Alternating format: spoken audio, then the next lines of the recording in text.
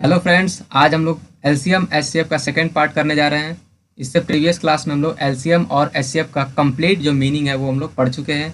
आज हम लोग क्या पढ़ने वाले हैं, तो एलसीएम और एचसीएफ फाइंड आउट करने का जो मेथड होता है वो इस क्लास में हम लोग डिस्कस करेंगे। तो चलिए स्टार्ट करते हैं। अच्छा, आज का सेशन स्टार्ट करने से पहले प्रीवियस क्लास को थोड़ा सा रिकैप कर लेते हैं। कल हम लोगों ने क्या पढ़ लिया था, लीस्ट कॉमन मल्टीपल के बारे में। तो यहाँ पे हम लोग देख सकते हैं लीस्ट कॉमन मल्टीपल, यानी किसी भी दो नंबर का हमको सबसे पहले मल्टीपल लिखना है और कॉमन मल्टीपल को हमें खोजना है। ठीक है, जैसे यहाँ पे कॉमन मल्टीपल क्या है, 12 है और यहाँ पे 24 है। ठीक है, तो इसमें से मैंने बताया था कि आपको कौन सा लेना है, तो लीस्ट यानी कि सबसे छोटा वाला लेना है। ठीक है, तो ये हमारा क्या हो जाएगा, लीस्ट कॉमन मल्टीपल यानी कि एलसीएम। ठीक है, हाईएस्ट कॉमन फैक्टर क्या था, तो किसी भी दो या तीन नंबर का हमको सबसे पहले क्या लिखना है, फैक्टर लिखना है और उसमें से देखना है हमको कॉमन फैक्टर। जैसे यहाँ पे कॉमन फैक्टर 1 है और 2 है। ठीक है, तो इसमें से भी हमको कौन सा कॉमन फैक्टर लेना है, तो हाईएस्ट वाला। ठीक है, जो सबसे बड़ा होगा। ठीक है, तो इसका एचसीएफ कितना हो जाएगा, 4 और 6 का 2 हो जाएगा। ठीक है, फिर हमने क्या डिस्कस किया था, को प्राइम नंबर के बारे में। तो ऐसे दो नंबर का सेट जिनका एचसीएफ क्या होता है, 1 होता है, ऐसे दो नंबर का सेट जिनका क्या होता है, एचसीएफ 1 होता है, वो दोनों नंबर आपस में को प्राइम होते हैं। जैसे 8 और 15 की बात करें तो इसका फैक्टर क्या है, 1 2 4 8, इसका 1 3 5 और 15 है। ठीक है, तो इनका कॉमन फैक्टर कितना आ रहा है, केवल 1 आ रहा है। ठीक है, इसमें इन दोनों नंबर्स के बीच में कुछ भी कॉमन नहीं है।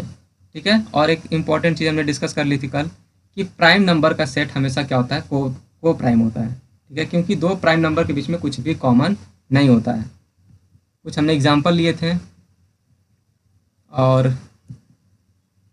एक हमने एग्जाम्पल के माध्यम से एलसीएम एचसीएफ का जो फॉर्मूला बन सकता है वो भी हमने कल डिस्कस कर लिया था और एक क्वेश्चन हमने किया था। चलिए आज एक क्वेश्चन हम लोग और कर लेते हैं। एक क्वेश्चन हम लोग और कर लेते हैं। जैसे कि मान लीजिए हमको सिंपलेस्ट रेशियो जो है, नंबर का जो रेशियो दिया है वो कितना है, 5:7 है। ठीक है, और एचसीएफ कितना दिया है, यहाँ पे मान लीजिए कि हमको 6 दिया है और हमसे क्या पूछा है, N1 N2 और साथ में N1 प्लस N2 और एलसीएम के बारे में से पूछा है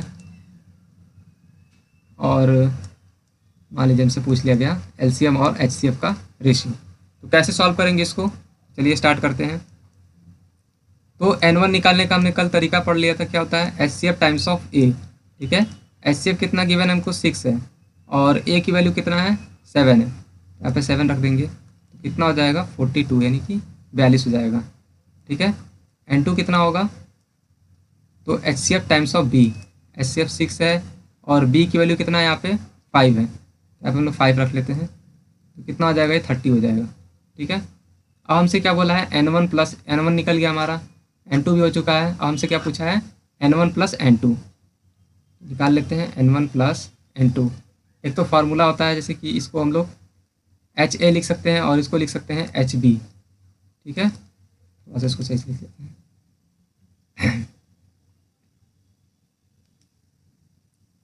इसको हम लोग लिख सकते हैं HA प्लस HB।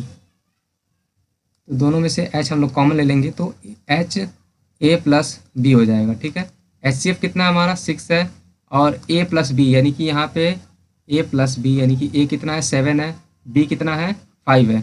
दोनों को ऐड कर देंगे तो कितना आ जाएगा, 12 हो जाएगा, यानी कि यहाँ पे आ जाएगा हमारा 72 आ जाएगा। ठीक है, अच्छा ऐसे भी कर सकते थे इसको हम लोग, जैसे कि N1 की वैल्यू यहाँ पे कितना है, 42 आया है और N2 की वैल्यू कितना है, 30 आया है। तो इन दोनों को भी डायरेक्टली ऐड कर देंगे तो कितना आ जाएगा हमारा, 72 आंसर हो जाएगा। तो ऐसा भी हम लोग कर सकते थे। ठीक है, अब बात करते हैं कि एलसीएम कैसे निकालेंगे। तो एलसीएम हम लोग ऐसे निकाल सकते हैं, कल हमने बताया था हब से आप याद कर सकते हैं। तो एचसीएफ कितना है हमारा, 6 है और ए कितना है, 7, बी है हमारा 5। इनको आपस में मल्टीप्लाई कर देंगे तो 6 5 30 हो जाएगा, 30 हो जाएगा और 7 से मल्टीप्लाई कर देंगे तो 210 हो जाएगा। ठीक है, अब बात करते हैं, अच्छा एलसीएम निकालने का दूसरा मेथड भी हो सकता है। जैसे हम लोग पढ़ चुके हैं, LCF into HCF is equals to first number into second number, यानी कि प्रोडक्ट ऑफ टू नंबर। ठीक है, N1 कितना है यहाँ पे, N1 हम लोग निकाल चुके हैं, 42 आया है यहाँ पे, 42। N2 कितना है भाई, N2 है 30 और यहाँ पे हमको एलसीएम निकालना है तो डिवाइड बाई एचसीएफ कर देंगे। तो एचसीएफ कितना है हमारा, 6 है, तो ये 7 टाइम्स में कट जाएगा। और 7 से 30 मल्टीप्लाई कर देंगे तो ये हो जाएगा हमारा 210। ठीक है, तो एलसीएम निकालने का ये दूसरा मेथड हो जाएगा। अब हमसे क्या पूछा है, एलसीएम और एचसीएफ का रेशियो। एलसीएम और एचसीएफ का रेशियो क्या करना।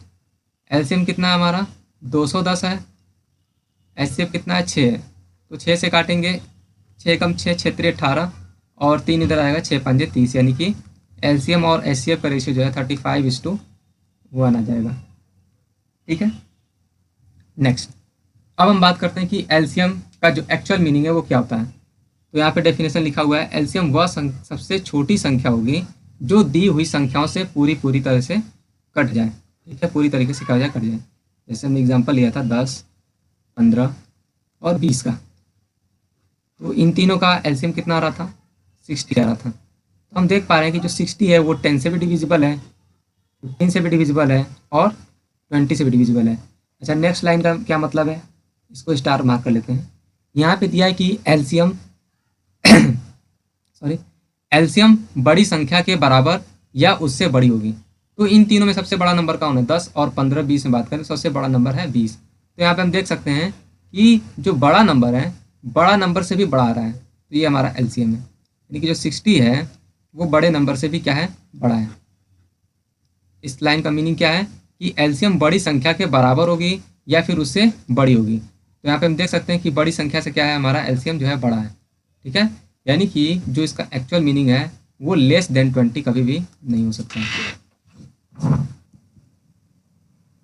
जैसा कि हम लोग इसको एग्जाम्पल के माध्यम से भी समझ सकते हैं। जैसे कि मान लीजिए मेरे पास एक नंबर है n1 जो कि ग्रेटर है n2 से। ठीक है, तो इसका मतलब ये है कि जो एलसीएम होगा वो n1 से क्या होगा, ग्रेटर होगा या फिर n1 के इक्वल होगा।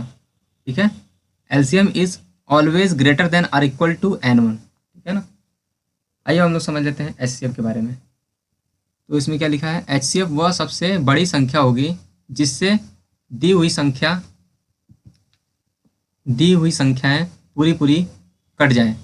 ठीक है, जैसे कि हम लोगों ने कल 4 और 6 का एग्जाम्पल लिया था। तो 4 का फैक्टर क्या क्या था, 1 2 3 और 3 नहीं 4 होगा। ठीक है, 6 का फैक्टर क्या होगा, 1 2 3 और 6 होगा, यानी कि इसका कॉमन फैक्टर क्या आ रहा है, 1 भी आ रहा है 2 भी आ रहा है। ठीक है, तो इसमें हमको हाईएस्ट कॉमन फैक्टर लेना है, यानी कि 4 और 6 का एचसीएफ क्या हो जाएगा, 2 हो जाएगा। ठीक है, तो ये हम लोग कल की क्लास में पढ़ चुके हैं। अब बात करते हैं कि जो ये 2 है, 2 हमारा 4 को भी डिवाइड कर सकता है और 6 को भी डिवाइड कर सकता है। बेसिकली इस लाइन का वही मतलब है। ठीक है, अच्छा नेक्स्ट लाइन में क्या लिखा है, इसको भी स्टार्ट मार्क कर लीजिए। बोला है कि एचसीएफ हमेशा छोटी संख्या के बराबर या उससे छोटा होगा। तो 4 और 6 में छोटा नंबर क्या है, 4 है। तो यहाँ पे आप देख सकते हैं कि जो हमारा एचसीएफ आया है वो क्या है, 4 से छोटा है। इसका मतलब हमारे पास मान लीजिए कि दो नंबर n1 और n2 है और n1 मान लीजिए कि n2 से छोटा है। इसका मतलब क्या है कि एचसीएफ जो होगा, एचसीएफ वो या तो n1 के इक्वल होगा या n1 से छोटा होगा। HCF is less than or equal to n1। ठीक है, आइए नेक्स्ट अब हम बात करते हैं कि आज के सेशन में हमको क्या क्या पढ़ना है। तो सॉल्विंग मेथड पढ़ना है एलसीएम और एचसीएफ का। ठीक है, सबसे पहले हम लोग क्या पढ़ेंगे, एलसीएम के बारे में पढ़ेंगे। ठीक है, सबसे पहले हम लोग एलसीएम के बारे में पढ़ेंगे। तो एलसीएम में कौन कौन से मेथड हमको पढ़ने हैं, प्राइम फैक्टराइजेशन पढ़ना है सबसे पहले, फिर उसके बाद डिवीजन मेथड, फिर उसके बाद पॉलिनोमियल। पॉलिनोमियल का हम लोग एलसीएम कैसे निकालेंगे इसको भी हम लोग पढ़ेंगे। वॉइस का कोई इश्यू हो गया था क्या,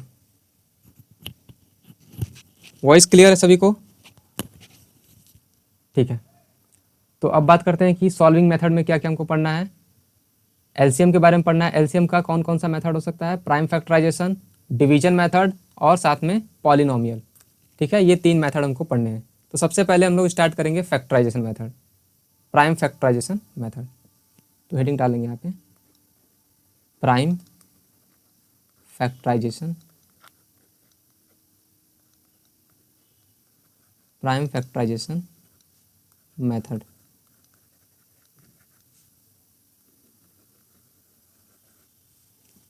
चलिए एक एग्जांपल ले लेते हैं हम लोग। 12 और दूसरा जो नंबर है मान लीजिए कि मेरे पास 20 है, तो इसका प्राइम फैक्टराइजेशन करेंगे तो 2 × 2 × 3 लिख सकते हैं, और 20 को लिख सकते हैं 2 × 2 × 5। अब बात करते हैं कि इनका एलसीएम क्या होगा। तो सबसे पहले कॉमन मल्टीपल देख लेते हैं क्या क्या है। 2 और 2 है, तो इसको नोट कर लेंगे सबसे पहले जो कॉमन है। फिर बच क्या रहा है हमारा, 3 बच रहा है और फिर 5, तो इनको भी नोट कर लेंगे। यानी फाइनली जो हमारा आंसर आएगा, जो एलसीएम होगा वो कितना होगा, 60 आ रहा है। ठीक है, 2 2 4, 4 3 12 और 12 5 60। ठीक है, तो ये रहा हमारा प्राइम फैक्टराइजेशन मेथड। नेक्स्ट हमको क्या पढ़ना है, डिवीजन मेथड।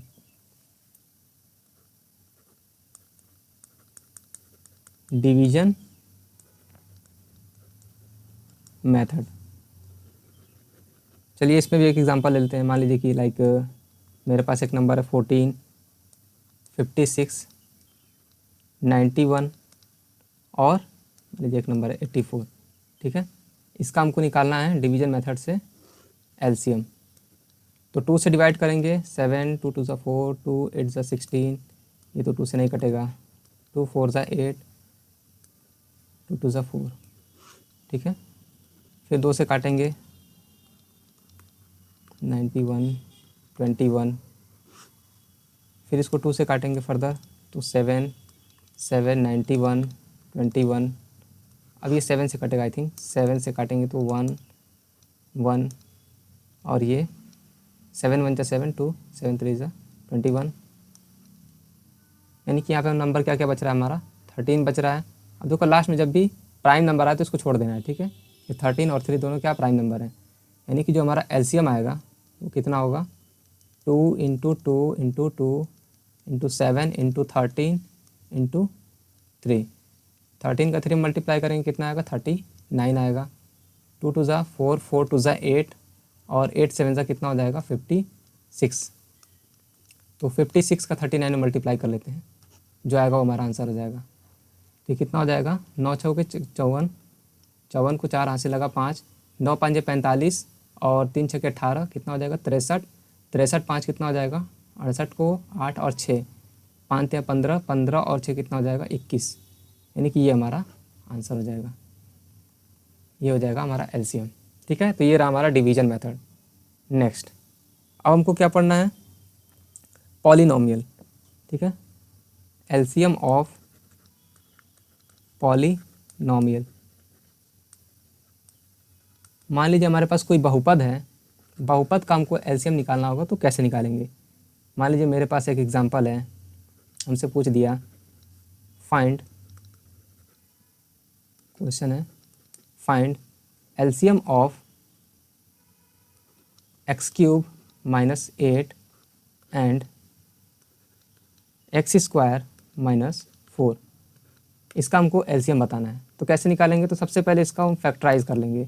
x³ - 8 को फैक्टराइज करेंगे तो इसका जब गुणनखंड करेंगे तो हम इसको लिख सकते हैं x³ - 2 की पावर 3।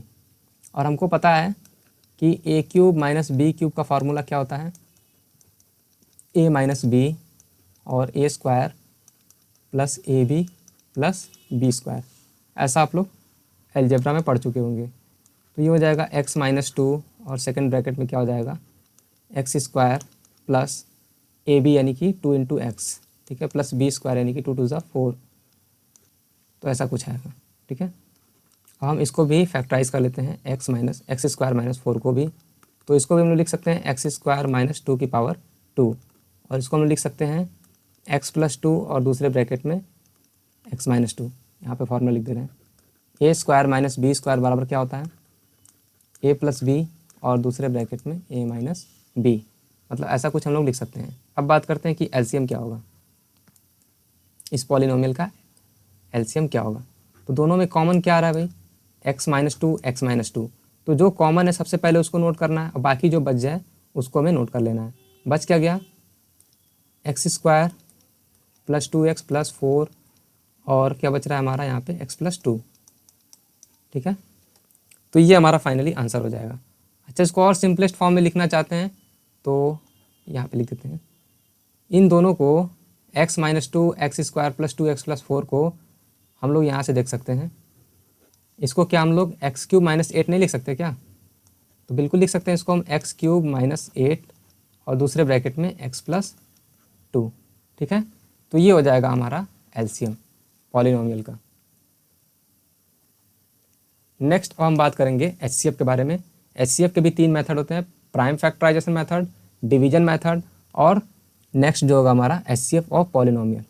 तो चलिए सबसे पहले हम लोग प्राइम फैक्टराइजेशन मेथड पढ़ लेते हैं। फर्स्ट जो होगा हमारा क्या होगा, प्राइम फैक्टराइजेशन मेथड होगा। तो चलिए एक एग्जांपल के माध्यम से समझते हैं। तो 40 होगा और एक होगा हमारे पास 60, इसका हम लोग प्राइम फैक्टराइजेशन करते हैं। तो ऐसे भी फैक्टराइजेशन कर सकते हैं हम लोग, 2 से काटेंगे 20, 10 और 2 से काटेंगे तो 5, यानी कि इसको हम लोग प्राइम फैक्टर के फॉर्म में लिखेंगे तो 2 इंटू 2 इंटू 2 इंटू 5। ठीक है, 60 को भी कर लेते हैं यहाँ पे।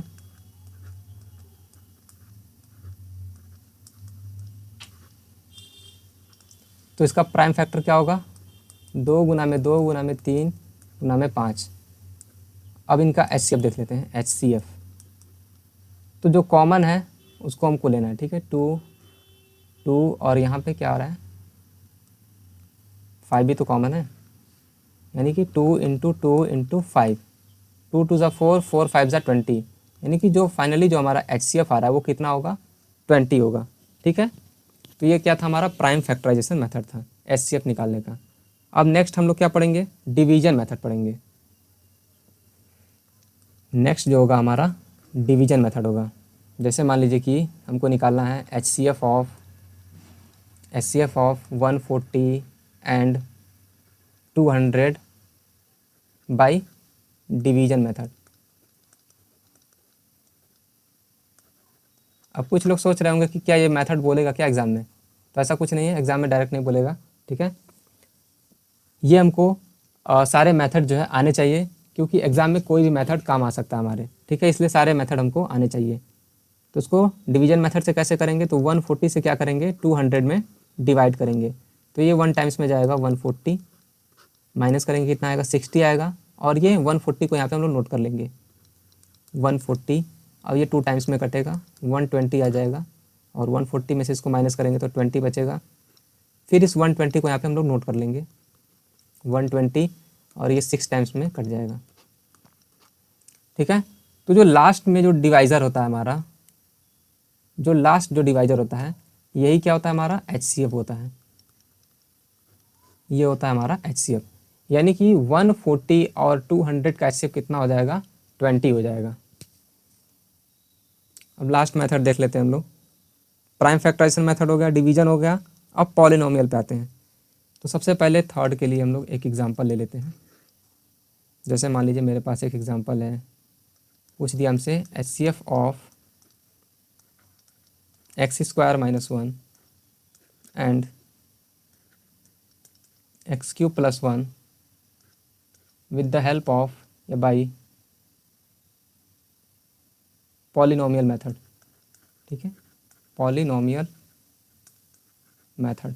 ठीक है, पॉलिनोमियल मेथड से हमको इसको सॉल्व करना है, तो ये पॉलिनोमियल है इसलिए इसको पॉलिनोमियल मेथड बोल दिया। ठीक है, x² - 1 इज इक्वल्स टू, इसको फैक्टराइज करेंगे तो ये बेसिकली क्या है a² - b² का फार्मूला इस पर लगा देंगे, तो x + 1 हो जाएगा और x - 1। ठीक है, x³ + 1, ये बेसिकली क्या है a³ + b³ का फार्मूला है, यहाँ पे लिख देते हैं a³ + b³, a³ + b³, a³ + b³ is equals to क्या होता है a² - ab + b²। ठीक है, तो ये फार्मूला में आप लगा देंगे, तो x + 1 हो जाएगा, और सेकंड ब्रैकेट में क्या हो जाएगा x² - ab यानी कि x हो जाएगा प्लस b² यानी 1 का स्क्वायर 1 ही होगा। ठीक है, अब हम बात करते हैं कि इनका एचसीएफ क्या होगा। तो एलसीएम वाले में क्या करते थे, जो कॉमन था उसको पहले नोट करते थे और जो बच जाता था उसको भी नोट करते थे, बट एचसीएफ में यही डिफरेंस है कि जो कॉमन है केवल हमको उसे ही लिखना है। ठीक है, इसलिए इसका एचसीएफ क्या आ जाएगा x + 1, और इसको छोड़ देंगे, इसको नहीं लेना है, इसको भी नहीं लेना है। ठीक है, तो ये हमारा थर्ड मेथड भी ख़त्म हो चुका है। और आज का लास्ट क्वेश्चन भी देख लेते हैं। सबसे पहले हम लोग बात करते हैं LCM and HCF of fraction. Fractions के लिए क्या फॉर्मूला होता है, तो यहाँ पर हम लोग लिख लेते हैं formula LCM of fractions. Fractions के लिए क्या फॉर्मूला होता है, जब भी एलसीएम निकालना होगा तो न्यूमरेटर में हम लोग एलसीएम ले लेंगे, LCM of numerator divide by HCF of denominator. ठीक है, न्यूमरेटर को हिंदी में बोलते हैं अंश और डिनोमिनेटर को हर बोलते हैं। ठीक है, अगर मान लीजिए हमसे एचसीएफ पूछ लिया, एचसीएफ भी तो पूछ सकता है फ्रैक्शन का, तो अगर एचसीएफ निकालना होगा तो कैसे निकालेंगे फ्रैक्शन का, तो जब एचसीएफ पूछेगा तो ऊपर हमको न्यूमरेटर में एचसीएफ लेना होगा, HCF of numerator divide by HCF of LCM, LCM of denominator. हमको निकालना क्या है, हमसे पूछा है फाइंड द एलसीएम ऑफ 5/2, 8/9 और 11/14। इसका हमको निकालना है एलसीएम, तो हम लोग ये वाला फार्मूला अप्लाई करेंगे। ठीक है, हमको यानी कि एलसीएम निकालना है, तो ऊपर क्या रखना है, ऊपर हमको एलसीएम लेना है। किसका एलसीएम लेना है भाई, तो एलसीएम लेना है 5, 8 और 11 का डिवाइड बाई, और एचसीएफ किसका लेना है हमको 2, 9 और 14 का। ठीक है, अब बात करते हैं कि एचसीएफ क्या होगा, तो एचसीएफ तो साफ साफ यहाँ पे दिख रहा है कि 1 हो जाएगा, क्योंकि सबसे छोटा जो नंबर होता है या तो उसके इक्वल होगा या फिर उससे छोटा होगा। तो कुछ लोग अगर दिमाग लगा रहे हो कि सबसे छोटा नंबर तो 2 है, तो एचसीएफ 2 हो जाएगा, बट 2 नहीं होगा, क्योंकि 2 से तो 2 डिविजिबल है, लेकिन 9 डिविजिबल नहीं है, 14 भी डिविजिबल नहीं है। इसका मतलब 2 से छोटा क्या होगा, 1 हमारा यहाँ पे एचसीएफ हो जाएगा। ठीक है, अब हम बात करते हैं कि एलसीएम क्या होगा, 5, 8 और 11 का एलसीएम क्या होगा, तो बेसिकली इनका प्रोडक्ट कर लेना है। ठीक है, तो ये कितना आ जाएगा, 440 आ जाएगा, 440 ये हो जाएगा हमारा फ्रैक्शन का एलसीएम। एलसीएम निकालना तो आता ही होगा, यहाँ प्रीवियस क्लास में हम लोग डिस्कस कर चुके हैं कैसे आता है ये चीज़। ठीक है, तो आज के लिए इतना ही रहने देते हैं। नेक्स्ट सेशन में हम लोग इससे रिलेटेड एलसीएम और एचसीएफ से जितने भी क्वेश्चन पॉसिबल है वो हम लोग करने वाले हैं। ठीक है, तो आज के लिए इतना ही रहने देते हैं।